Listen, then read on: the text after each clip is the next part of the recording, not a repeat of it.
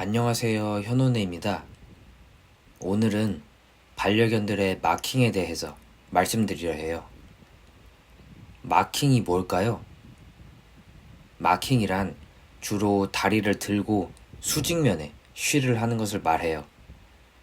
성별을 가리지 않고 모든 반려견들이 하는 행동이에요. 산책을 하거나 새로운 장소에 갔을 때 마킹하는 친구들이 많이 있죠. 산책을 하면서 마킹을 하는 행동이 잘못된 행동이라고 알고 계신 분들이 생각보다 많더라고요. 또 분리불안 또는 공격성을 보이는 반려견들에게 이러한 행동을 없애려면 산책할 때 마킹을 못하게 해야 한다고 접했다는 분들이 꽤 많으신데, 이러한 내용은 모두 근거가 전혀 없는 주장이에요.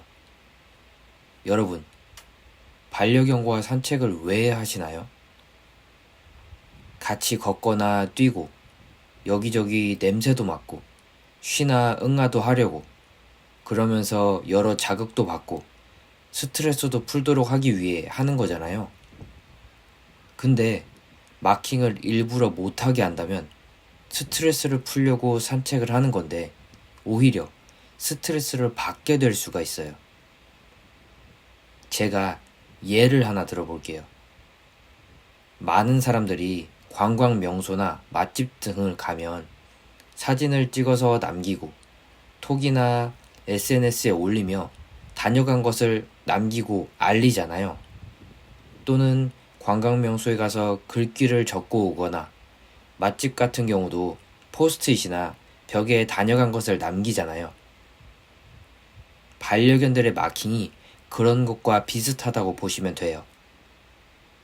산책을 다니다 보면 반려견들이 고정적으로 쉬를 하거나 응아를 하는 장소가 있을 거예요.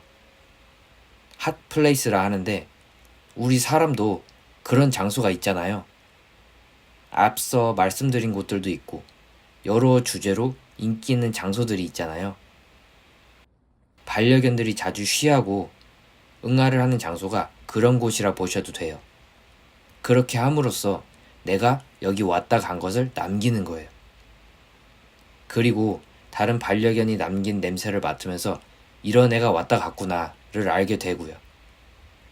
어떻게 보면 우리가 하는 행동과 크게 다르지 않죠. 마킹이란 이러한 목적을 위해 하는 경우가 많아요.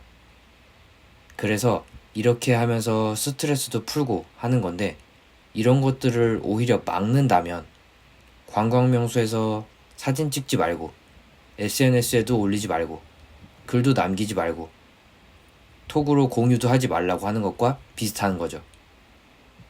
여러분들에게 저런 것들을 하지 말라고 한다면 사실 그러려고 맛집이나 관광 명소에 가는 것도 있는데 오히려 반감을 느끼게 할 수도 있겠죠. 그러니 반려견이 산책할 때 마킹을 한다면 하게 해주셔도 돼요. 오히려 하게 해줘야 스트레스도 풀면서 더 즐겁고 편안하게 산책을 할 수 있을 거예요. 그러니 하게 해주셔도 괜찮아요. 이런 경우도 있어요. 반려견이 자신의 집에서 마킹을 하는 경우가 있어요. 어쩌다 한 번이 아닌 자주 말이에요. 이런 경우는 먼저 비뇨기에 의학적으로 문제가 있는지 주치의 선생님을 만나 확인을 먼저 해보세요. 근데 의학적으로 문제가 없다면 평소에 스트레스를 많이 받는지, 불규칙적인 생활을 하는지 등 이러한 것들도 확인해 보세요. 그래서 스트레스를 많이 받는 환경에 살고 있다면 풀기 위해 하는 경우도 있어요. 지인 집이나 새로운 환경에 갔을 때 하는 경우도 있는데요. 이런 경우에는 주로 새로운 환경이어서 불안을 낮추기 위해 하는 경우가 많아요. 혹시 실내에서 하게 된다면 마킹한 것을 닦는 방법도 중요해요. 많은 분들이 탈취제, 전해수, 알코올을 많이 쓰시는데요. 아마 정말 많은 양을 뿌려도 제대로 없앨 수는 없을 거예요. 반려견들의 쉬가 오래되면 결정처럼 굳는 것을 보실 수 있을 텐데요. 그게 요산 때문에 그렇게 되는 거예요. 이 요산은 앞서 말씀드린 세정제들로 없앨 수가 없어요.